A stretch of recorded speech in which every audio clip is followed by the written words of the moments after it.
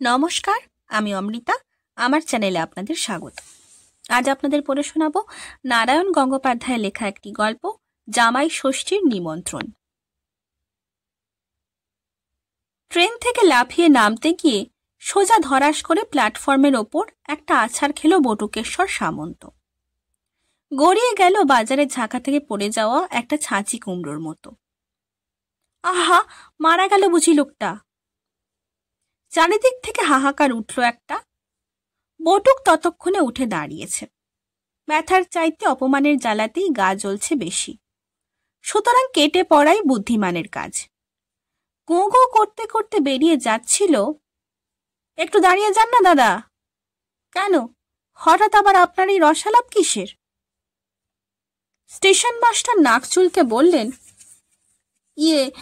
দেখুন দাদা, আমার স্টেশনে নামতে গিয়ে আপনার হাত পা ছড়ে গেল, তাই বলছিলাম একবার অফিস ঘরে আসুন, একটু আয়োডিন লাগিয়ে দিই।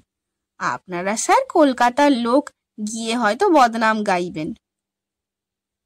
বটুক দাঁত খিঁচিয়ে বললে, চুপ করুন মশাই, আর ভালো মানুষই করতে হবে না। আধ মিনিটও ট্রেন থামে না আপনার স্টেশনে, আপনি আবার স্টেশন মাস্টার।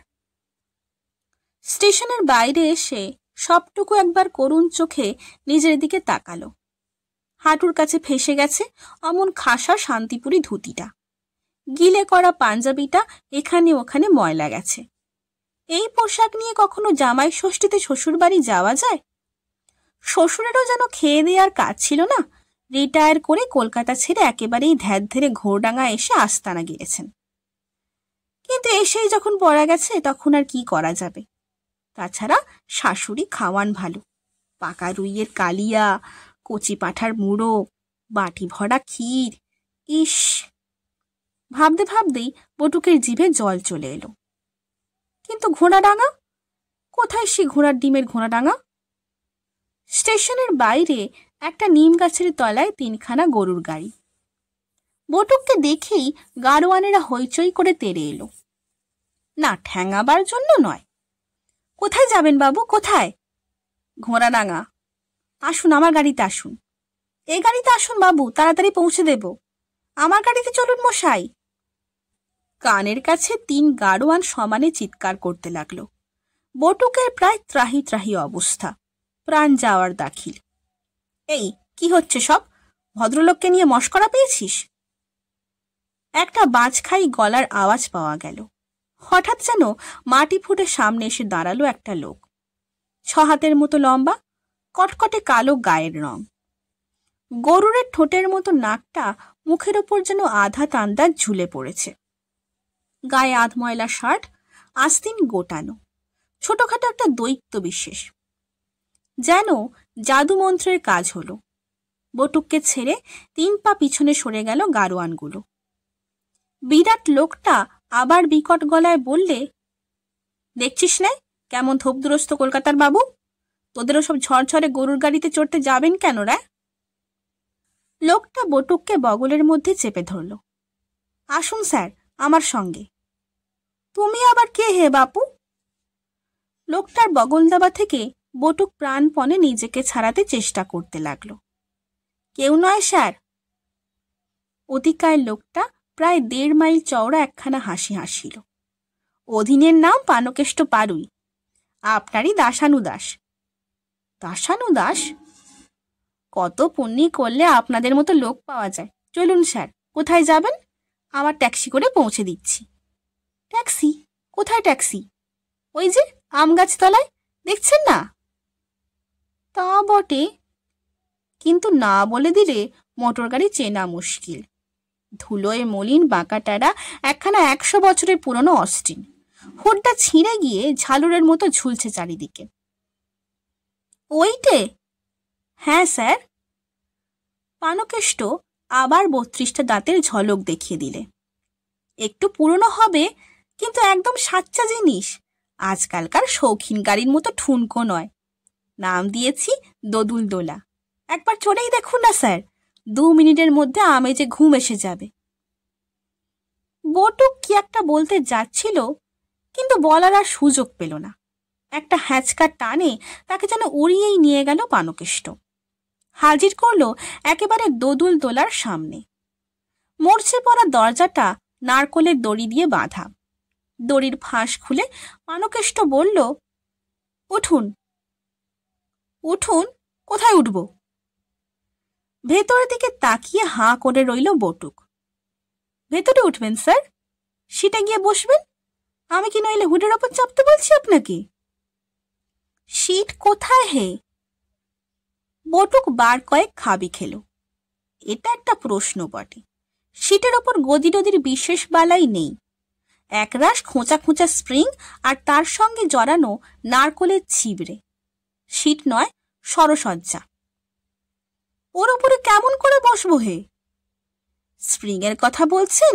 আগে ও তো তুলোর মতো নরম, একবার বসলেই বুঝতে পারবেন। পাগল পেয়েছো আমাকে? বটুক এবারে দাঁত খিঁচল। কেউ কখনো বসতে পারে ওর ওপর? একটা প্রকাণ্ড হ্যান্ডেল নিয়ে গাড়ির সামনে ঘটর ঘটর করে স্টার্ট দেবার চেষ্টা করছিল পানকেষ্ট। এবার বেজার মুখ করে এগিয়ে এলো। আপনার স্যার বড্ড বায়নাক্কা। পাড়া গায়ে এর চেয়ে ভালো ট্যাক্সি পাওয়া যায় না। এতে চাপিয়ে কত রাজা মহারাজাকে পার করিয়ে দিলুম, আর আপনি খুঁত ধরছেন। ইঞ্জিনের কাছ থেকে একটা ছেঁড়া চট এনে ভাঁজ করে পেতে দিলে পানকেষ্ট। নিন, বসুন এবার। বটুক ভাবছিল এ ট্যাক্সির চাইতে গরুর গাড়িও ভালো ছিল। কিন্তু তারপরই মনে পড়ল ঘোড়াডাঙ্গা অনেকখানি রাস্তা। গরুর গাড়িতে চাপলে কবে যে গিয়ে পৌঁছবে তার ঠিক নেই।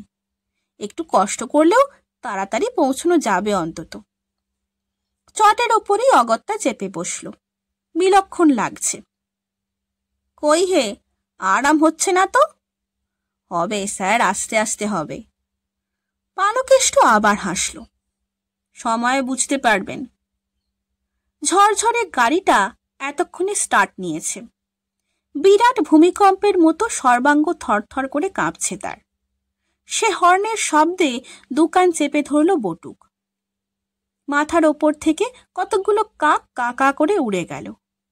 দেখা গেল মাঠের ভেতর দিয়ে এক পাল গরু ল্যাজ তুলে ঊর্ধ্বশ্বাসে ছুট দিয়েছে। দোদুল দোলা রওনা হলো। কিন্তু হাত কয়েক এগিয়ে গিয়ে গাড়ি প্রায় দুহাত লাফিয়ে উঠল শূন্যে। তারপরে ধপাত করে পড়ল। গেছি গেছি গেছি, চেঁচিয়ে উঠল বটুক। এক্ষুনি গেলে চলবে কেন স্যার? ড্রাইভারের সিট থেকে ফিরে তাকালো পানকেষ্ট। একেবারে ঘোড়াডাঙ্গা গিয়ে তবে ছুটি। আপনার গেটে বাত আছে স্যার? না। হেরে বাত? না। মাজার বাত? না না। বটুক চটে উঠল। কিচ্ছু নেই ওসব, ওসবের ধার ধারি না আমি। থাকলে বড় ভালো হতো স্যার। পানকেষ্ট যেন ব্যথা পেল। মানে? পানকেষ্ট আবার বিকট শব্দে হর্ন বাজালো। একটা ধোপার গাধা আচমকা ভয় পেয়ে তারস্বরে চেঁচিয়ে উঠল। মানে? পানকেষ্ট বললে। থাকলে সেরে যেত আর কি। এই জন্যই তো দোদুল দোলার এত নাম স্যার। কত লোক যে এ গাড়িতে চড়ে বাত সারাতে আসে। তোমার মুন্ডু। চোটে মুখ ভ্যাংচালো বটুক। পানকেষ্ট আবার হর্নের শব্দে কানে তালা ধরিয়ে দিলে। পথে লোক নেই, জন নেই, খামোখা অমন করে হর্ন বাজাচ্ছ কেন হে? দোদুল দোলা যাচ্ছে স্যার, লোককে একটু হুঁশিয়ার তো করে দিতে হয়। ব্রেকটা আবার ভালো নেই কি না, ঝট করে কেউ সামনে এসে পড়লে আর সামলানো যাবে না। বলো কি হে? অবিশ্রাম ঝাঁকুনির অসহ্য যন্ত্রণা এতক্ষণ যদি বা সইছিল, বটুক এবার আঁতকে উঠল। মেরে ফেলবে না তো শেষ পর্যন্ত? আগে না স্যার, ঘাবড়াবেন না। পানকেষ্ট অভয় দিলে। আজ 5 বছর দোদুল দোলা চালাচ্ছি, এর মধ্যে 20 জনের বেশি সবারই খতম করতে পারিনি। আপনি হয়তো বেঁচেও যেতে পারেন। থামাও থামাও, বটুক চেঁচিয়ে উঠল। আমি এখনই নেমে পড়ব। থামাতে চাইলেই তো এ গাড়ি থামবে না স্যার। যখন তেল ফুরুবে, নামতে গেলে সেই তখন। তার মানে? তাহলে ঘোড়াডাঙ্গায় গিয়ে থামবে কি করে? পানকেষ্ট বিরক্ত হয়ে বলল, একটু আধটু এদিক ওদিকও হয়ে যেতে পারে। এদিক ওদিক? এবড়ো খেবড়ো রাস্তায় মারাত্মক ঝাঁকুনি আর স্প্রিংয়ের খোঁচায় যেন প্রাণ বেরিয়ে যাচ্ছে। বিকৃত মুখে বটুক বললে, কতটা এদিক ওদিক? ঠিক নেই। পানকেষ্ট আবার সেই প্রচণ্ড হর্নটা বাজালো। এখন আমাকে বেশি বকাবেন না মশাই, অ্যাক্সিডেন্ট হয়ে যেতে পারে। আহ! বটুক চুপ করল। বেবি অস্টিন পাগলের মতো ছুটছে। ঝড়াং ঝড়াং শব্দে একবার লাফিয়ে উঠছে আর একবার ধপাত করে নেমে পড়ছে মাটিতে। বটুক ইষ্টনাম জপ করতে লাগলো। মাথা ঘুরছে, চোখে ঝিম ধরছে।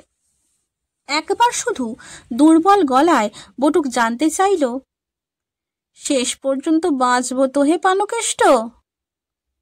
কিছু বলা যায় না স্যার, তবে চেষ্টা করে দেখব। পানকেষ্টর জবাব এলো। ভগবানের হাতে নিজেকে সঁপে দিয়েই মরার মতো ঝিম মেরে রইল বটুক। কতক্ষণ এ অবস্থায় ছিল ঠিক নেই। হঠাৎ কানে এলো পানকেষ্টর চিৎকার, ঘোড়াডাঙ্গা এসে গেছে স্যার, এই যে ঘোড়াডাঙ্গা। বটুক ধর্মর করে নড়ে উঠল। একটা গ্রামের ভিতর দিয়ে গাড়ি তীর বেগে বেরিয়ে যাচ্ছে। থামাও, থামাও! বটুক চেঁচিয়ে উঠল।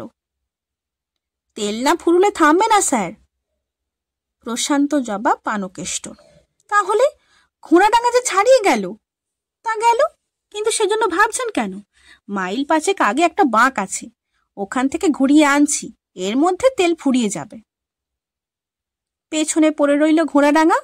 গাড়ি মাঠের ভেতর দিয়ে গিয়ে সামনে বন বন করে ছুটছে।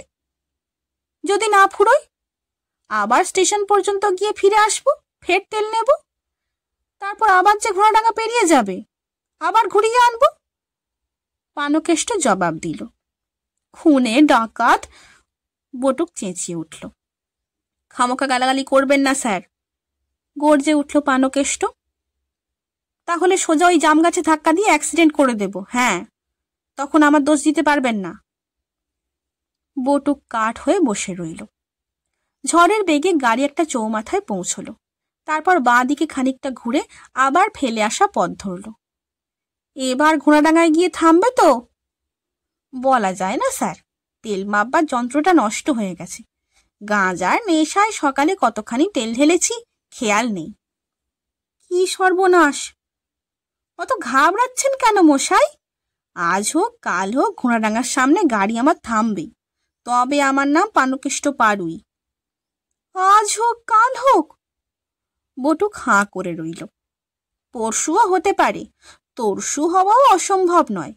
কি করে ঠিক মতো বলবো স্যার, আমি তো আর জ্যোতিষী নই।